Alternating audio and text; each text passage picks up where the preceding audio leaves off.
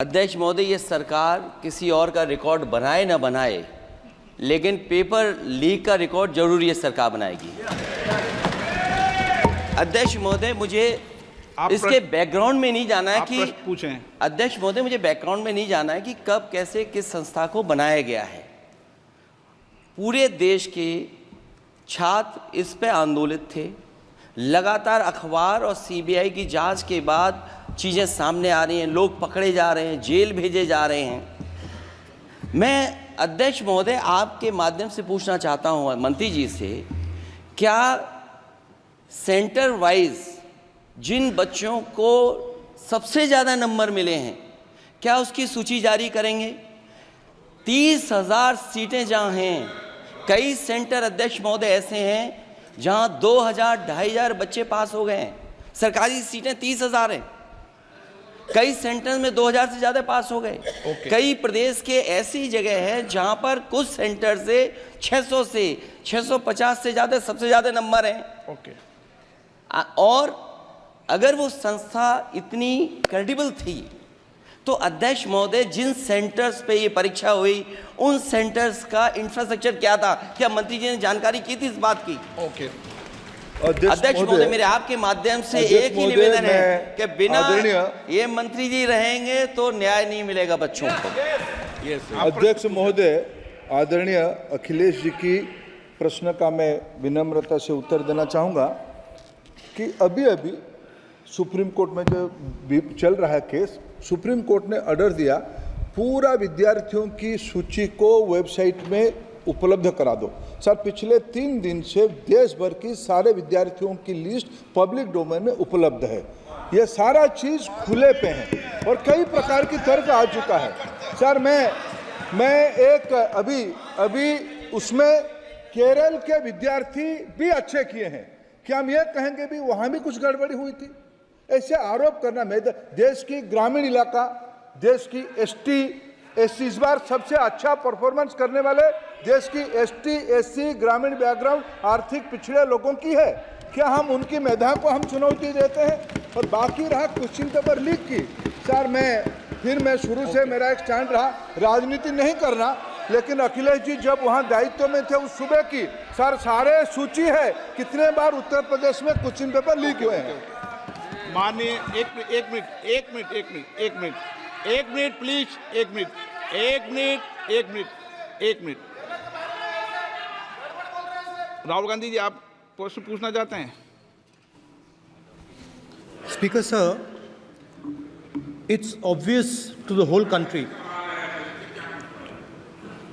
It's obvious to the whole country that there is a very serious problem in our examination system. This is not just a question of NEET, it is in all the major examinations. Now, the minister has blamed everybody except himself, right? I don't even think he understands the fundamentals of what is going on here. आप प्रश्न क्या है आपका? आ रहा हूँ sir. ये मैं question को सेटअप कर रहा हूँ। इसलिए प्रश्न पूछते हैं। ये the issue is that there are millions of students in this country who are extremely concerned at what is going on and who are convinced that the Indian examination system is a fraud. That is what is at stake here. Millions of people believe that if you are rich and if you have money, you can buy the Indian examination system. And by the way, and this is the same feeling that the people in the opposition have. And that is why we are asking some very simple questions to Honorable Minister. Number one, as this is a systemic issue, what exactly are you doing to fix this issue at a systemic level? Yes. That's the first question. Okay, question में चल रहा है अभी। Please. अब मैं मंत्री जी, मैं एक बार बोल दूं इस बात पे?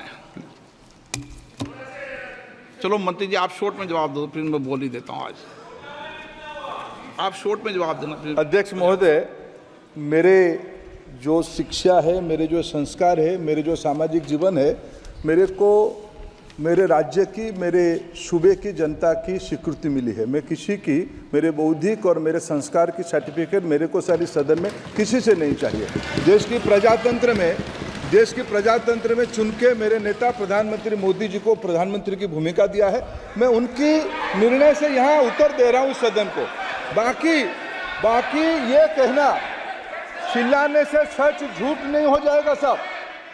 ये जो कहा गया देश की अभी की एग्जामिनेशन सिस्टम रबिश है सर, इससे दुर्भाग्यजनक बयान देश की नेता प्रतिपक्ष का कुछ नहीं हो सकता है सर। मैं कठोर शब्द से इसको निंदा करता हूं।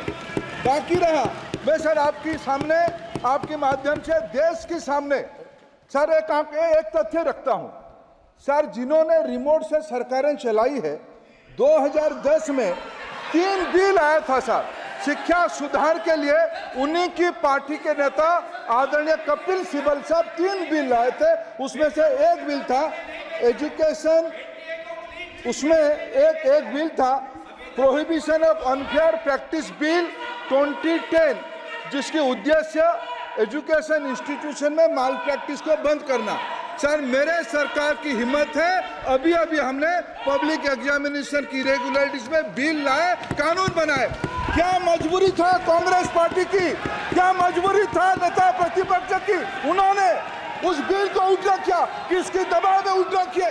क्या निजी मेडिकल कॉलेज की दबाव में, उनकी घूसखोरी की दबाव में उन्होंने उस बिल को उल्टा किया था? सच सुनने की सामने नहीं है ये। मैं किसी की विद्वता पे प्रश्न नहीं उठाता हूं, लेकिन सच 2010 में शिक्षा सुधार की बिल उन्हीं की सरकार ने लाया था, दबाव में उन्होंने उल्टा किया। ये हमको प्रश्न पूछते हैं। एक मिनट प्लीज, मैं सबको मौका दिया, सबको मौका दूंगा। एक मिनट माननीय सदस्य, प्लीज 1 मिनट बैठिए। प्लीज बैठिए, आप पहली बार। हाँ 1 मिनट। रिकॉर्ड में नहीं जा रहा। कल्याण जी प्लीज, कल्याण जी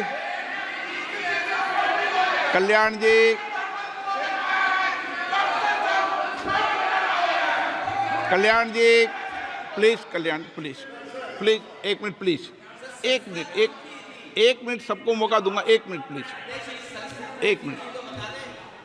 माननीय सदस्यगण, विषय महत्वपूर्ण था, मैंने सबको अलाउ किया, लेकिन एक बार इस सदन के अंदर ये सार्थक चर्चा होनी चाहिए, क्योंकि प्रश्न ये था कि परीक्षाओं के विषय के अंदर, और आप सबको पता है देश में अलग अलग राज्यों के अंदर भी अलग अलग दलों की सरकार रही, और उन अलग दलों की सरकार में आपकी भी सरकार रही, अन्य दलों की सरकार रही। वहाँ भी कई बार प्रश्न पत्र लीक हुए और परीक्षाओं पर प्रश्न उठे। मेरे सवाल, 1 मिनट मैं बता रहा हूँ जिसको, आप पूरी बात सुनिए मेरी। मेरा कहना ये है कि हम और उन 1 मिनट प्लीज बैठिए, 1 मिनट नीट नहीं सारी। हमारा सवाल ये है कि हम यहाँ इसलिए चिंता के लिए बैठे हैं कि भविष्य में हमारे विद्यार्थियों के भविष्य पर कोई विषय न उठे, इसलिए किस तरीके का मैकेनिज्म डेवलप करें